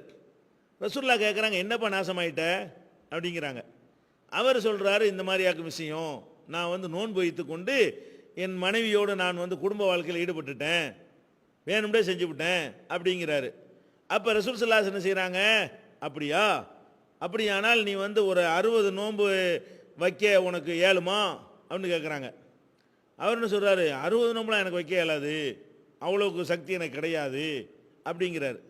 அப்போ நபிகள் நாயகம் ஸல்லல்லாஹு அலைஹி வஸல்லம் சொல்கிறாங்க, அப்படியானால் ஒரு 60 ஏழைக்கு உணவு கொடு. 60 நோம்பு வைக்க முடியாது, வேணும்னு திமிரலான விட்ட, அதனால் 60 ஏழைக்கு உணவு கொடுக்க இயலுமா, கொடுங்கிறாங்க. அதெல்லாம் நமக்கு முடியாது, நம்மள்ட்ட அவ்வளோ வசதி தான் இல்லை அப்படிங்கிறாரு. அப்போ நபிகள் நாயகம் ஸல்லல்லாஹு அலைஹி வஸல்லம் என்ன பண்ணுறாங்கன்னு கேட்டால், அவனுக்குள்ள ஒரு கலெக்ஷன் போடுறாங்க. இந்த மனுஷன் ஒரு பாவம் செஞ்சு விட்டாரு, அவர் பிராயசித்தமாக போட்டு உங்களால் ஏண்டதை கொண்டாந்து கொடுங்கன்ற உடனே ஒரு மூட்டை நிறைய பேரிச்சம்பழம் சேர்ந்து போச்சு. பேரிச்சம்பழம் தானே அவங்களுடைய உணவு, ஃபுல் உணவு அதானே, அது சேர்ந்து விட்டது. உடனே ரசூல் ஸல்லல்லாஹு அலைஹி வஸல்லம் என்ன பண்ணுறாங்க, இந்தாப்பா இதை மூட்டையை தூக்கிட்டு போய் ஏழைகளுக்கு பங்கிட்டு கொடு அப்படிங்கிறாங்க. இந்த ஆள் அதை கையில் வாங்கிக்கிட்டு மூட்டையை தூக்கி வச்சுக்கிட்டு ஏழைக்கு பங்கிட்டு கொடுக்குறதா, நான் தானே மதீனாவில் பெரிய ஏழை அப்படின்னு சொல்லி நானே வச்சுக்கிறேங்கிறாரு. இதை கேட்டவுடனே ரசூல் ஸல்லல்லாஹு அலைஹி வஸல்லம் அவர்கள் கடவாய் பற்கள் தெரிகிற அளவுக்கு சிரித்தார்கள் அப்படிங்கிற ஹதீஸை பார்க்கிறோம். இதில் என்ன சட்டங்கள்லாம் விளங்குறோம்? நோன்பை வேண்டுமென்று விட்டாரையானால் அவர் 60 நோன்பு வைக்கணும். சக்தி இல்லைன்னு சொன்னால் 60 ஏழைக்கு உணவளிக்கணும். அதுக்கும் சிலருக்கு சக்தி இல்லாமல் இருந்தால் இந்த மனிதர் மாதிரி இருப்பார்களேயானால் அவங்க அல்லாட்ட தௌபா முடியாட்ட சக்திக்கு மீறி அல்ல யாரையும் சிரமப்படுத்த மாட்டான்ல, அதனால் அவங்க அல்லாட்ட பாவ மன்னிப்பு தேடி அவங்க என்ன செய்யணும், பரிகாரம், பாவ மன்னிப்பு தான் அதுக்கு பரிகாரம், வேற ஒன்றும் பரிகாரம் இல்லை. இதை ஒரு கவனத்தில் வைத்துக்கொள்ள வேண்டும். அடுத்தது நோன்பு சம்பந்தமான விஷயங்களில் இப்போ ஒரு குடும்ப வாழ்க்கையில் ஈடுபடுறாங்க, ஈடுபட்டு விட்டு தூங்கிடுறாங்க. 3 மணிக்கோ 4 மணிக்கோ எழுந்து சஹர் பண்ணுறாங்க. சஹர் பண்ணிவிட்டு ஃபஜ்ருடைய நேரம் வந்த உடனே குளித்து விட்டு ஃபஜ்ர் தொழுக போகிறாங்க. இது எப்படி போகக்கூடாது என்கிற மாதிரியான ஒரு நம்பிக்கை மக்கள் மத்தியில் நிலவுகிறது. அப்படி கிடையாது. குளிப்பு கடமையாவதற்கும் நோன்புக்கும் எந்த சம்பந்தமும் இல்லை. கடமையான குளிப்பிலிருந்து தூய்மையாவது என்பது தொழுகைக்கு உரிய விதிதான், அது நோன்புக்கு உரிய விதி கிடையாது. குளிப்பு கடமையாக இருக்கிற நேரத்திலேயே நம்ம என்ன செய்யலாம், குளிக்காமலேயே சஹர் சாப்பிடலாம், குளிக்காமலேயே நோன்பு என்று முடிவு செய்யலாம். காலையில் தொழுகைக்காக வேண்டி என்ன செய்து கொள்ளலாம், குளித்து கொள்ளலாம். நபிகள் நாயகம் ஸல்லல்லாஹு அலைஹி வஸல்லம் அவர்கள் சுபுகு நேரத்தை குளிப்பு கடமையானவர்களாக அடைவார்கள் என்றெல்லாம் முஸ்லீமில் இன்னும் பல நூல்களில் ஆதாரபூர்வமான ஹதீஸுகள் இருக்கின்றன. அதனால குளிப்பு கடமையாகிவிட்டது என்று சொன்னால் அதை குளிச்சுட்டு தான் சஹர் வைக்கணும், குளிச்சுட்டு தான் நோன்பு நோக்கணும் என்பது கிடையாது. குளிச்சுட்டு தான் தொழுவணுங்கிறதா சட்டம். தொழுகைக்கு தான் குளிப்பு கடமையை தவிர நோன்புக்கு குளிப்பு கடமை கிடையாது. இதை நிறைய பேர் தப்பாக வழங்கியிருக்கிறாங்க. இதை நம்ம என்ன செய்யணும், விளங்கி கொள்ள வேண்டியது. அடுத்து சில காரியங்கள் நோன்பு வச்சிட்டோம்னு சொன்னால் நறுமணம் பூசக்கூடாது என்றெல்லாம் ஒரு விதியை மக்கள் மத்தியில் சொல்லி வைத்திருக்கிறார். மக்ரூஹ் உண்டு. இதை சொல்வதற்கு இவர்களுக்கு அதிகாரம் கிடையாது. நோன்பாளி நறுமணம் பூசக்கூடாது என்று நமக்கு சொல்லப்படலை. அல்லாவும் சொல்லலை, ரசூலும் சொல்லலை. குடிக்காதே பருகாத, குடும்ப வாழ்க்கையில் ஈடுபடாத, இவ்வளவுதான் நமக்கு அல்லாவும் ரசூலும் சொன்னது. அப்போ நோன்பு வைத்துக்கொண்டு அத்தர் பூசலாமான்னா அழகா பூசிக்கொள்ளலாம், பவுடர் போடலாமா அழகா போட்டுக்கொள்ளலாம், குளிக்கும் போது வாசனை சோப்பு போடலாமா அழகா போட்டுக்கொள்ளலாம். இதில் எல்லாம் எந்த விதமான தப்பும் கிடையாது. இதெல்லாம் கூடாது என்று சொல்வதாக இருந்தால் அல்லாஹ் சொல்லியிருக்க வேண்டும், அல்லாஹ்வுடைய ரசூல் சொல்லியிருக்க வேண்டும். 2 பேரும் சொல்லலை. அதனால நோன்பு வைத்துக்கொண்டு என்ன செய்யலாம், நறுமணத்தை பூசிக்கொள்ளலாம், அத்தர் பூசிக்கொள்ளலாம். அதெல்லாம் நல்ல வாசனையை நுகர்வதனால எல்லாம் நோன்பு முறிந்து விடாது. இதை நம்ம விளங்கிக் கொள்ள வேண்டும். அதே மாதிரி சில பேர் என்ன செய்வாங்கன்னா நோன்பு வைத்துக்கொண்டு குளிக்கக்கூடாது என்றெல்லாம் சொல்வார்கள். குளிச்சா என்னவாகும், குளிச்சா காது வழியாக தண்ணி போயிடும், மூக்கு வழியாக தண்ணி போயிடும், உடம்பு அந்த தண்ணியெல்லாம் உறிஞ்சிக்கிறோம், அதெல்லாம் செய்யக்கூடாது என்கிற மாதிரி எல்லாம் வைத்து நோன்பு திறந்த உணவை குளிப்பார்கள். சில பேர் என்ன செய்வார்கள்னு கேட்டால், குளிக்கும் பொழுது குளத்தில் ஊரணியில் குளித்தாங்கன்னு சொன்னால் 2 விரல்னால 2 காதையும் அடைத்து கொண்டு குளிப்பாங்க. என்னன்னு கேட்டால் காதுக்குள்ளே தண்ணி போயிடக்கூடாது. ஏன் காதுக்குள்ளே தண்ணி போனால் என்ன, சாப்பிடக்கூடாதுன்னு சொல்லியிருக்கு உங்களுக்கு.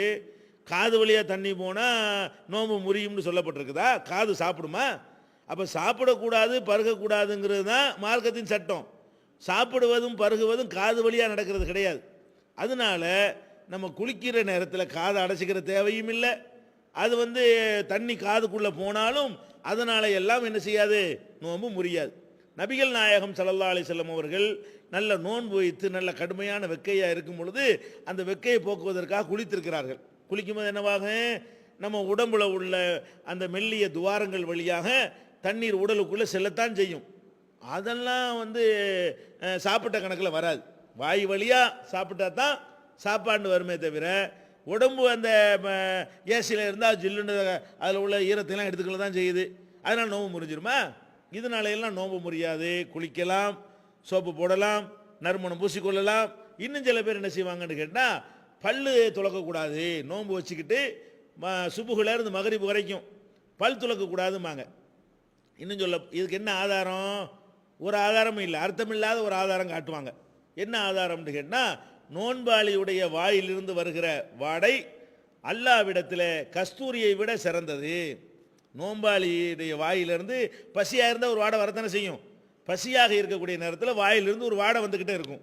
அப்போ அந்த வாடை வந்து நமக்கு வெறுப்பாக இருக்கும். ஆனால் அல்லாஹ்வை பொறுத்த வரைக்கும் நமக்காக இவன் பட்டினியாக இருக்கிறானே அப்படிங்கிறதுக்காக வேண்டி அது கஸ்தூரி மனத்தை விட சிறந்த மனமாக அல்லாஹ் அதை வந்து எடுத்துக்கொள்கிறான் என்று ரசூல் ஸல்லல்லாஹு அலைஹி வஸல்லம் சொன்னாங்க. இதை ஆதாரமாக காட்டிக்கிட்டு அப்போ அந்த வாடையை நம்ம வந்து போக்கக்கூடாது, வாடை வந்துக்கிட்டு இருந்தால் தான் கஸ்தூரி மனம் மாதிரி போகும் அப்படின்னு சொல்லிக்கொண்டு சில மதுஹப் கிதாபுகளிலே நோன்பாளி வந்து பல் துலக்கக்கூடாது என்று சொல்லி வைத்திருக்கிறார்கள். இது ஒரு அறியாமை. நோன்பாளி வாயிலிருந்து வரக்கூடிய வாடை இருக்குது பாருங்க, நீங்கள் பல் துலக்குனாலும் வந்துக்கிட்டு தான் இருக்கும். நோன்பாளி வாயிலிருந்து வருகிற வாடை பல் இடுக்குகளிலிருந்து வருகிற வாடை இல்லை, உள்ள காஞ்சி போனதுனால அங்கேருந்து புறப்பட்டு வரக்கூடிய வாடை. பல்லு சுத்தப்படுத்துவது என்பது தனி. நீங்கள் பல்லை எவ்வளவுதான் நீங்கள் பல் துலக்கினாலும் கூட பசியாக இருப்பீர்களே ஆனால் அதிலிருந்து வரக்கூடிய வாடை ஒரு மாதிரியான வாடை வரத்தான் செய்யும். இது ஒன்று விளங்கிக் கொள்ள வேண்டும். இதை விட முக்கியமாக விளங்க வேண்டியது, நபிகள் நாயகம் ஸல்லல்லாஹு அலைஹி வஸல்லம் அவர்கள் நோன்பு வைத்துக் கொண்டு பல் துலக்கி இருக்கிறார்கள். அதான் இருக்குது. அப்போ ரசூலுல்லாஹ்க்கு தெரியாது, நமக்கு தெரிஞ்சு போச்சா? நோன்பு வச்சுக்கிட்டு பல் துலக்கி ரசூலுல்லாஹ் பல் துலக்கி இருக்கிறாங்க என்பொழுது அதை வந்து என்ன செய்யக்கூடாது, அதை வந்து பல் துலக்கக்கூடாதுன்னு சொல்வது தப்பு. அதனால் பல் துலக்க வேண்டும். அது ரொம்ப வலியுறுத்தப்பட்ட ஒரு சுன்னத்து. அதுக்கு நோன்பாளி வாயிலிருந்து வர்ற வாடை கஸ்தூரியோட சிறந்தது என்பதற்கும் எந்த ஒரு சம்பந்தமும் கிடையாது. இதை வந்து விளங்கிக்கணும். இந்த பல் துலக்குதல்னு சொன்ன உடனே அதில் என்ன செய்வாங்க, பல் துலக்குறது பேஸ்ட்லாம் வச்சு பண்ணிடக்கூடாது, இனிப்பான பல்பொடி வச்சு பண்ணிடக்கூடாது, காரமான பல்பொடி வச்சு பண்ணக்கூடாது, சும்மண்டா பண்ணிக்கிறலாம், குச்சி வச்சு பண்ணிக்கிறலாம் என்று சொல்வார்கள். இதுவும் ஒரு அறியாமை தான். ஒவ்வொரு பொருளுக்கும் ருசி இருக்கத்தான் செய்கிறது. குச்சி வச்சு பண்ணிடணும்னா குச்சியுடைய ருசி இருக்கத்தானே செய்யும். குச்சியை கசப்பான குச்சியை வச்சு தீட்டினோம்னா அதனுடைய கசப்பு வாயில் படத்தான் செய்யும். நாக்கு வந்து ஒரு ருசியை உணர்வுகிற காரணத்தினால எல்லாம் நோன்பு முறிஞ்சிடாது. நீங்கள் அந்த பேஸ்ட்டை உள்ளுக்கு முழுங்குறது இல்லை, நாக்கில் படப்போகுது, துப்பிட போகிறீங்க. அப்போ நாக்கில் ஒரு லேசாக அந்த சுவை படுவதனால் நமக்கு வந்து நோன்பு முறியுமா என்றால் முறியாது. நோன்புடைய நன்மையை குறைக்குமா என்றால் குறைக்காது. ஏன் அப்படி சொல்லுகிறோம்? நபிகள் நாயகம் ஸல்லல்லாஹு அலைஹி வஸல்லம் அவர்கள் நோன்பு வைத்து கொண்டு பல் துலக்கி இருக்கிறார்கள். ஒரு குச்சியை வச்சு தான் பல் துலக்கினார்கள். அந்த குச்சியுடைய டேஸ்ட் வந்து நாக்கில் பட்டு தான் இருக்கும். அதனால வந்து அவங்க நோன்புடைய நன்மை குறையும் என்றால் செஞ்சிருப்பாங்களா அப்படிங்கிறத நம்ம விளங்கிக்கிறோன்னு இது ஒரு விஷயம். இதே அடிப்படையில் தான் ருசி பார்க்குறது. சாப்பாடு ஆக்கிட்டோம், நோன்பு தோணுதுன்னு சாப்பிட்றதுக்கு ஒழுங்கான டேஸ்ட்டில் தான் சாப்பிட முடியும். உப்பு ஜாஸ்தியாக போச்சு என்ன பண்ணுறது? லேசாக தொட்டு பார்த்துட்டு துப்புலாம் தப்பு கிடையாது, உள்ளக்க போகிறது தான் தப்பே தவிர எப்படி பல் துலக்கிற குச்சி நாக்கில் பட்டால் அதுக்கப்புறம் துப்பி விட்டால் நோம்புக்கு பங்கம் வராதும் அது மாதிரி ருசி பார்க்குறது உள்ளே செலுத்தக்கூடாதுங்கிறத தவிர நோம்பு திறந்துட்டு சாப்பிட்ற சாப்பாடு ஒழுங்காக இருந்தால் தானே அது நோம்பு தாக்கு பிடிக்க முடியும். அதனால் அதை வந்து நம்ம டேஸ்ட்டு பார்த்து கொள்வதற்கு தப்பு கிடையாது. முழுங்காமல் முழுங்காமல் அதை வந்து உணர்ந்து கொள்வதற்கு வந்து அதுக்கு எந்த ஒரு தடையும் கிடையாது. அடுத்து என்னென்னு கேட்டால், நோன்பு வைத்தவர்கள் என்ன செய்வாங்கன்னா எச்சியை கூட முழுங்கக்கூடாதுன்னு யாரோ சொல்லி கொடுத்துட்டாங்க. அந்த காலத்தில் துப்பிக்கிட்டே இருப்பாங்க. நோன்பு வைத்துக்கிறதுக்கு என்ன செய்கிறது, போகும்போது வரும்போதெல்லாம் எச்சி ஒரு 50-60 தடவை ஒரு நாளைக்கு எச்சி துப்புவாங்க. ஏன்பா இப்படி பண்ணுற? எச்சி முழுங்கக்கூடாதுல்ல. எச்சிங்கிறது நம்மளுடைய ஒரு அங்கம், அதை போய் முழுங்கக்கூடாது என்றெல்லாம் மார்க்கத்தில் சொல்லப்படவே இல்லை. நம்ம வாட்டுக்கு என்ன செய்யலாம், வழக்கம் போல் அது எச்சியை நம்ம அதிகமாக துப்ப இன்னும் நம்ம டயர்டாகிடுவோம். எல்லாம் அவங்க உள்ள ஈரங்களையெல்லாம் அது வெளிப்படுத்தி கொண்டு வரும். காஞ்சி போய் வறண்டு போய் விடுவார்கள். முதல்ல இப்படி எச்சியை துப்பணும்னு உங்களுக்கு யார் சொன்னால்? நம்ம எச்சியை நம்மளே முழுங்கிக்கிறதுனால அல்லது வாய்க்குள்ளே இந்த எச்சி இருக்கிற காரணத்தினால எல்லாம் நோன்பு முறியாது. எச்சியை போட்டு துப்பிட்டு இருக்க தேவையில்லை. அது அனாவசியமானது. அது அல்லாஹ்வும் ரசூலும் காட்டாத ஒரு வழி என்பதை நம்ம விளங்கி கொள்ள வேண்டும். அதே மாதிரி நோன்பு வைத்திருக்கும் பொழுது ஒரு காயம் ஏற்பட்டு நமக்கு ரத்தம் வந்துருச்சு, பிளேடு அறுத்துருச்சு, ஆஹா ரத்தம் வந்துருச்சே நோம்பு முறிஞ்சிருமே என்றெல்லாம் எடுத்துக்கொள்ளக்கூடாது. ரத்தம் வருவதனால் நோம்பு முறியாது. ஏன்? நபிகள் நாயகம் ஸல்லல்லாஹு அலைஹி வஸல்லம் காலத்தில் கெட்ட ரத்தங்களையெல்லாம் வெளியேற்றுவதற்குன்னு ரத்தம் குத்தி எடுக்குதல்னு ஒரு வைத்திய முறையே இருந்தது. நபி ஸல்லல்லாஹு அலைஹி வஸல்லம் அவர்கள் நோன்பு வைத்து கொண்டு அந்த மாதிரி ரத்தத்தை வந்து அதிகப்படியான ரத்தங்களை அதை வந்து வெளியேற்றி இருக்கிறார்கள். வேணும்னே வெளியேற்றி இருக்கும் பொழுது நம்ம காயப்பட்டு வெட்டுப்பட்டு அந்த மாதிரி ரத்தம் வெளியேறுமையானால் அதனால எல்லாம் நோன்புக்கு என்ன செய்யாது, எந்த விதமான பாதிப்பும் ஏற்படாது. இதை வந்து முக்கியமாக வழங்கி கொள்ள வேண்டிய விஷயம் நோன்பு சம்பந்தப்பட்டது. அடுத்து நோன்பு தொடர்பான இன்னும் சில விஷயங்கள் இருக்குது. இதான் நோன்புடைய சட்டம், அவ்வளவுதான். நோன்பு தொடர்பில் உள்ள அவ்வளவு சட்டங்களும் உங்களுக்கு வந்து விட்டது. அடுத்து என்னன்னு கேட்டால், நோன்புல உள்ள நோன்பு வைக்கிறதுக்கு தடை செய்யப்பட்ட நாட்கள்னு சில நாட்கள் இருக்கிறது. அந்த நாட்களில் வந்து நோன்பு நோக்கக்கூடாது. அதையே இந்த நோன்புல நம்ம சொல்கிறோம் என்று கேட்டால், சில பேர் அந்த சந்தேகத்துக்குரிய நாள்லையும் நோன்பு வைத்து விடுகிறார்கள். எந்த நாள்லையும் நோன்பு வைக்கக்கூடாது? நோன்பு பெருநாள் இருக்கு பாருங்க, அன்னைக்கு நோன்பு வைக்கக்கூடாது. ஹஜ்ஜி பெருநாள் இருக்குல்ல, அன்னைக்கு நோன்பு வைக்கக்கூடாது. ஹஜ்ஜி பெருநாளை ஒட்டி வரக்கூடிய 3 நாள் இருக்குல்ல, அது நோன்பு வைக்கக்கூடாது. ஹஜ்ஜி பெருநாளுக்கு அடுத்த நாள், அதுக்கு அடுத்த நாள், அதுக்கு அடுத்த நாள், இப்படி 4 நாட்கள் ஹஜ்ஜி பெருநாளில் இருந்து 4 நாட்கள் நோன்பு வைக்கிறதுக்கு வந்து மார்க்கத்தில் தடை இருக்கிறது.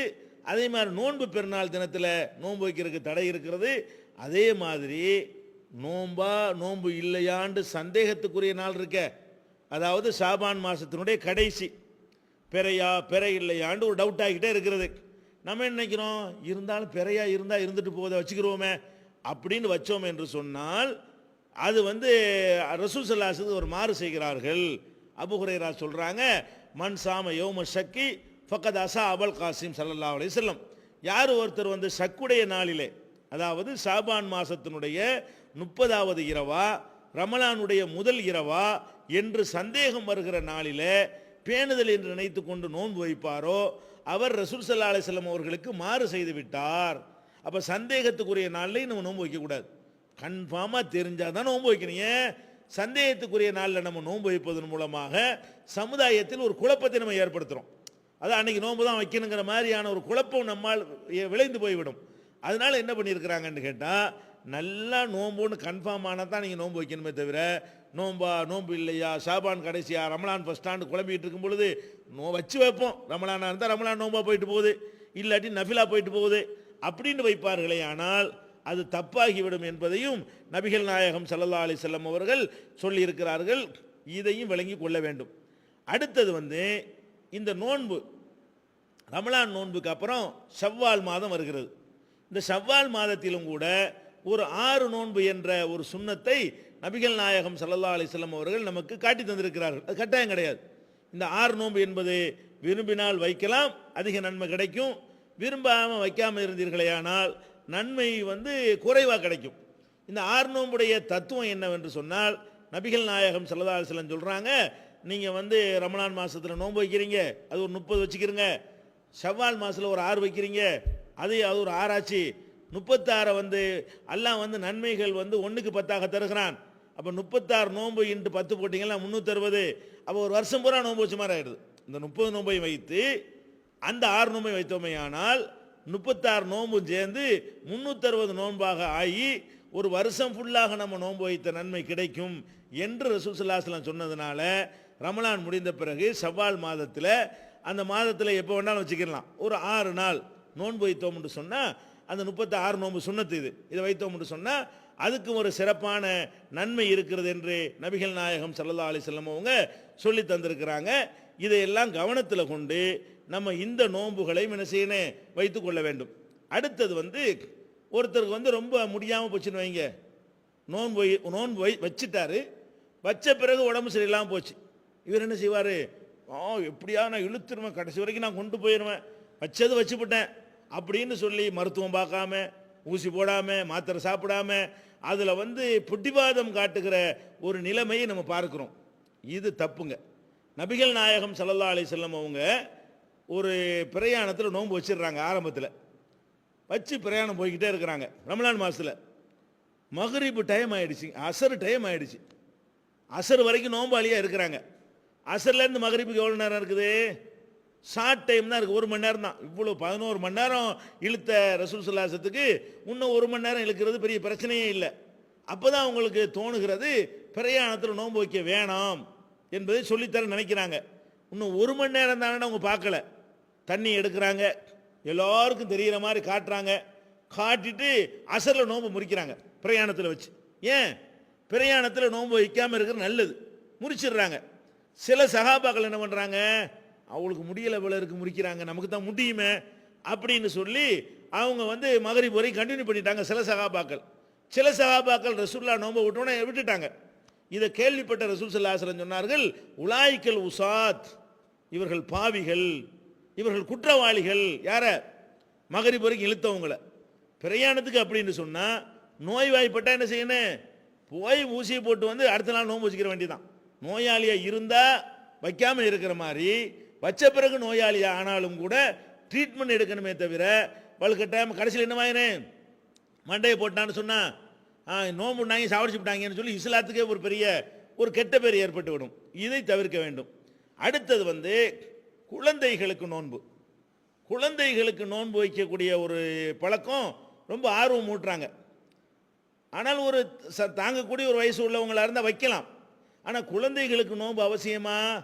ரமலான் மாதத்துக்கு முன்னாடி அதாவது ஒரே ஒரு நோன்பு மட்டும் கடமையாக இருந்துச்சுங்க. அதை குழந்தைகள் வைக்க சொன்னாங்க. 30 நோன்பு குழந்தை வைக்க முடியுமா? அப்படி வச்சதாக நமக்கு ஆதாரம் கிடைக்கவே இல்லை. அதனால ஒரு நகரில் 7 வயதுடைய ஏழைப்பாளகன்னு சொல்லி அனிபா படித்ததை பார்த்துக்கிட்டு எல்லாரும் நோன்பு வச்சு குழந்தைகள் என்ன பண்ணிடக்கூடாது, ஒன்று ஆக்கிடக்கூடாது. இந்த மாதிரி நோன்புடைய சட்டங்களை எல்லாம் விளங்கி சரியான முறையில் நோக்கக்கூடிய நன்மக்களாக உங்களையும் எங்களையும் எல்லாம் ஆக்கி அருள் புரிவானாக. வாஹிரு தாவானா அனில் ஹம்துலில்லாஹி ரப்பில் ஆலமீன். அஸ்ஸலாமு அலைக்கும். மூன் பப்ளிகேஷன்ஸ் வெளியீடுகள்: இஸ்லாமிய அடிப்படை கல்வி, திருமுறையின் தோற்றுவாய், திருக்குரானில் அறிவியல் சான்றுகள் பாகம் 1, அர்த்தமுள்ள கேள்விகளும் அறிவுபூர்வமான பதில்களும், குரான் கூறும் ஓரிரை கொள்கை, நபி வழியில் தொழுகை சட்டங்கள், மாமனிதர் நபிகள் நாயகம், குரான் மட்டும் போதுமா, ஹதீஸ்கள் குரானுக்கு முரண்படுமா, அழகிய இஸ்லாமிய பெயர்கள், இதுதான் பைபிள், ஜனாசாவின் சட்டங்கள், ஏகத்துவமும் இணை வைப்பும், திருக்குரானின் அறிவியல் சான்றுகள் பாகம் 2, இஸ்லாம் பெண்கள் உரிமையை பறிக்கிறதா, பிறை ஒரு விளக்கம், இஸ்லாம் ஓர் இனிய மார்க்கம், நபி தோழியர் வரலாறு, குற்றச்சாட்டுகளும் பதில்களும், நோன்பு, இயேசு இறைமகனா, வருமுன் உரைத்த இஸ்லாம், உண்மை தோழர் அபுபக்கர் அலி, பெண்களுக்கான நபி வழி சட்டங்கள், அறிவுச்சுடர் அன்னை ஐசார் அலி, இஸ்லாத்தில் சொர்க்கம் நரகம், நபி தோழர்களும் நமது நிலையும், துவாக்களின் தொகுப்பு, முகைதீன் மௌலிது ஒரு ஆய்வு, குரானை எளிதில் ஓதிட, நபிகள் நாயகம் பல திருமணம் செய்தது ஏன், யாக்குத்பா ஒரு ஆய்வு, நபி வழியில் நம்ஹஜ், நபி வழியில் குழந்தை வளர்ப்பு, தராவி தொழுகை ஒரு ஆய்வு, ஜக்காத் ஒரு ஆய்வு, இஸ்லாத்தில் இல்லறம், கியாமத் நாளின் 10 அடையாளங்கள், நபிகளாரின் நற்போதனைகள், மன்னரை வாழ்க்கை, பைபிளில் நபிகள் நாயகம், இஸ்லாத்தின் பார்வையில் பில்லி சூனியம், தர்கா வழிபாடு, நபிகளாரின் இறுதி நாட்கள், இஸ்லாமிய கொள்கை, சரியான ஹதீஸ்களும் தவறான ஹதீஸ்களும், சந்திக்கும் வேளையில் கொள்கை விளக்கம், பேய் பிசாசு உண்டா, கற்பனை கதைகள், நவீன பிரச்சனைகளும் தீர்வுகளும், தப்லிக் தாகலின் தொகுப்பு, சுபகானா மௌலிது ஒரு ஆய்வு, மனிதனுக்கேற்ற மார்க்கம், நேர்ச்சையும் சத்தியமும், மனனம் செய்வோம், விளக்கப்பட்ட உணவுகள், அர்த்தமுல்லா இஸ்லாம், குர்பானியின் சட்டங்கள், தொழுகை, இஸ்லாத்தின் பார்வையில் கனவுகள், இஸ்லாமிய திருமணம், இறைவனிடம் கையேந்துங்கள், மீராஜும் அதன் படிப்பினைகளும், வேதம் கொடுக்கப்பட்டோர் யார் மற்றும் prophet Mohammed the greatest man மற்றும்